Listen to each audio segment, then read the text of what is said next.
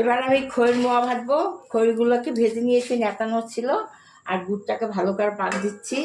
গুড়ের মধ্যে জোয়ান আর মৌরি ভেজে দিয়েছি, তাহলে গন্ধটাও ভালো লাগবে আর গ্যাস অম্বল হবে না। হ্যাঁ, আপনারা এইভাবে বানিয়ে করে খেয়ে দেখুন, খুবই ভালো লাগবে। আমি বানিয়ে নিয়ে আপনাকে পুরোপুরি দেখাবো, কীভাবে বানাতে হয় দেখাবো। এই দেখুন, এরকম করে ভালো করে নেড়ে নিতে হবে। নেড়ে হাতে একটু তেল দিয়ে তারপরে মোয়াগুলো বাঁধবো।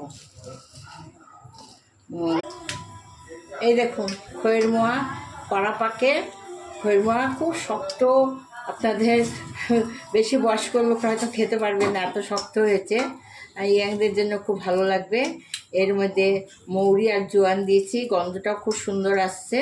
হ্যাঁ, এরকম আপনারা বানান, হ্যাঁ খাবেন, দেখবেন ভালো লাগে। একটা নতুন ধরনের মোয়া করলাম আমি এগুলো মিশিয়ে। হ্যাঁ, এরকম তো এখনও বেরোয়নি, তা আমার মনে হলে এটা করে দেখি কেমন লাগে। আপনারা খেয়ে বলবেন কেমন হয়েছে। লাইক করবেন, পাশে থাকতে সাবস্ক্রাইব করবেন প্লিজ, একটু করুন, লাইক করুন। আর কি বলবো আপনাদের, আমি রিকোয়েস্ট করছি আমাকে একটু লাইক করুন।